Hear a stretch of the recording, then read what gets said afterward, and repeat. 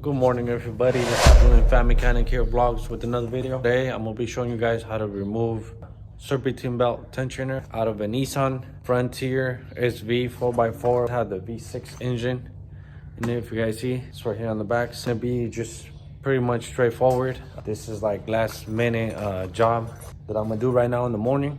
I'm barely starting my day, so thank you God for another day. Yeah, let's get started. So first here, you guys can see we got to remove the air box, so that way we could get to the tensioner. Yep, that's the tensioner right there. That's the one I'm gonna be replacing. I do have the part already. This is the 8mm or 5/16. You could use a flathead screwdriver, or I always like to use another screwdriver that has a socket already in it. Just one, remove this one. Either or, doesn't really matter. Remove one. Remove this one out of the air box. Remove this.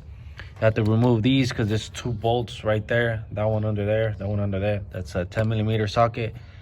There's a 10mm socket also, and if you actually see, you guys can use a Phillips screwdriver also. So this is what we're gonna be doing right now, so we can get to the tensioner belt.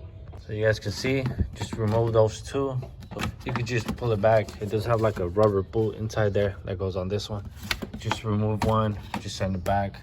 It gives you room to take out these. You don't have to take out the whole cover off. Remove this vacuum line hose. I believe it's for the PVC valve. Remove this one and then get these boys out of here. And then I loosened up already this one here, the clamp. I loosened this clamp already, so let me lose these so I can pull it out. And as you guys just see, I just removed it. Took out the bolts, removed the PVC hose. I loosened it up, and comes right off. You guys can see. So we just set it up here. Now I'm gonna get my flashlight again right there. If you guys can see that right there, that square. Oh, you see that square right there? That's where you guys are gonna put. You guys can use a breaker bar or a ratchet. You're just gonna pull it this way to loosen it up. Just remove the belt. After you remove the belt, there's that bolt right there. And you guys can see that.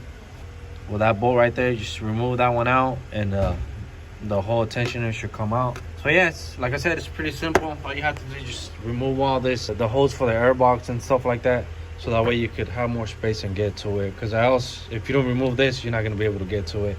I'm recording here, try to take more time, but if I was to do it without recording, this would probably take you maybe at the most maybe 20 minutes, 15-20 minutes.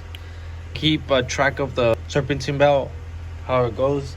There's no diagram in here, so if anything, for whatever reason you guys don't know how to put it back, you could always go to Google and search up how the diagram is, so you guys can put your serpentine belt. It does have a lot of pulleys here and there and stuff like that. Let me get a 3/8 ratchet, loosen it up, and remove the belt. And after that, take that bolt out and remove this guy out of here.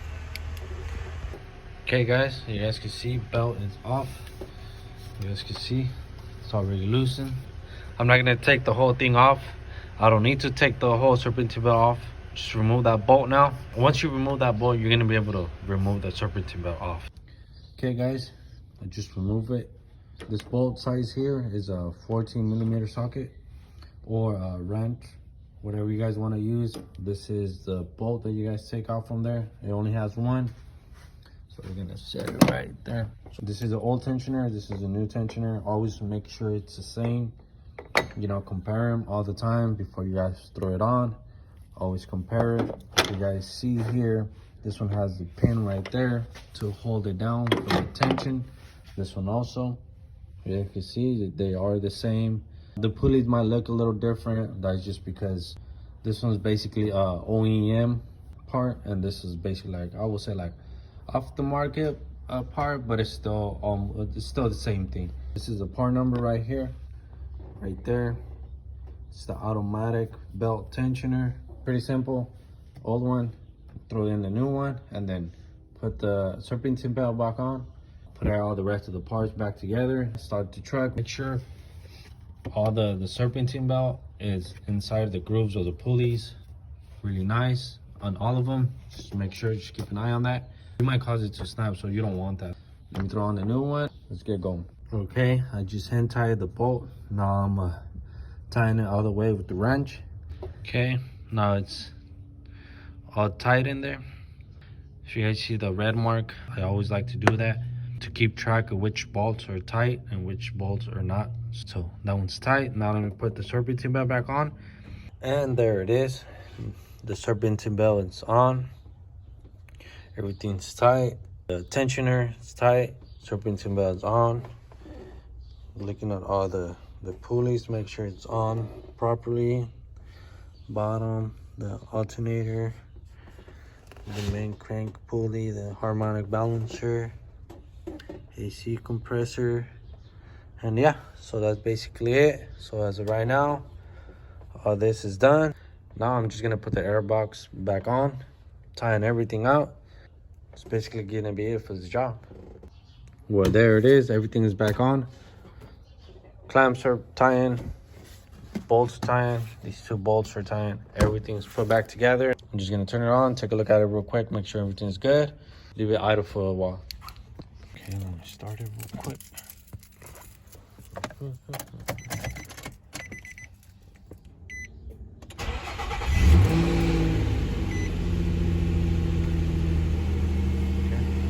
It's good.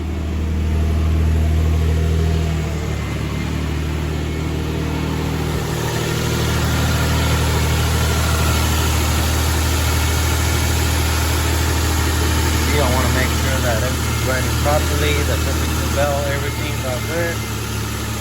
So there it is. Pretty easy, simple job. Like I said, if you're not recording like me, it probably takes like 15, 20 minutes at the most to replace it. Just see everything's running pretty smooth. And that's basically gonna be it. So that's gonna be it for the video, guys. Hopefully you guys find it useful. Drop a comment if you guys need help on anything. Pretty much good job here. On to the next one, and I'll catch you guys on the next one.